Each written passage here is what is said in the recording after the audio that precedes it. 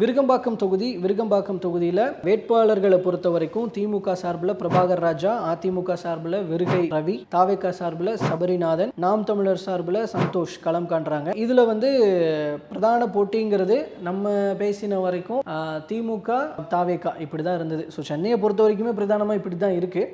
So திமுக தாவேகா இப்படி தான் இருந்தது. அதே போல தான் இங்கேயும் சொல்லியிருக்கிறாங்க.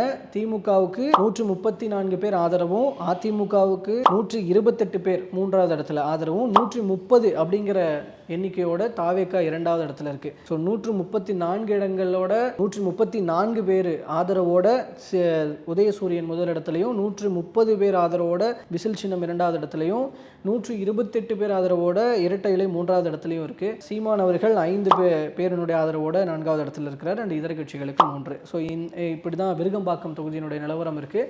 நிறைய அங்கே இருக்கிறவங்க நிறைய பிரச்சனைகளை சொல்கிறாங்க. அதாவது நிறைய பட்டா தொடர்பான பிரச்சனைகள்லாம் அங்கே தென்படுது. கஞ்சா, போதைப் பொருள் இதெல்லாம் ரொம்ப அதிகமாக இருக்குது அப்படிங்கிறத நிறைய சில பெண்கள் பதிவு பண்ணாங்க. நிறைய ஆண்களும் பதிவு பண்ணாங்க. ஸ்கூல் பக்கத்தில் விற்கிறாங்கன்னு. இதெல்லாம் இன்ஃப்ளூயன்ஸ் பண்ணும் அப்படின்னு எதிர்பார்க்கலாம். அந்த 134, 130 அப்படிங்கிறது திமுகவா தாவேகாவா அப்படிங்கிறது இதெல்லாம் இன்னும் லோக்கலில் எப்படி இன்ஃப்ளூயன்ஸ் பண்ண போகுது அப்படிங்கிறத பார்க்கலாம். இந்த 5 ஆண்டுகளாக இருந்த பிரதான பிரச்சனைகளை மக்கள் நோட்டிஃபை பண்ணாங்க. ஸோ அதெல்லாம் எப்படி இன்ஃப்ளூயன்ஸ் ஆகுது அப்படின்றத பார்க்கலாம்.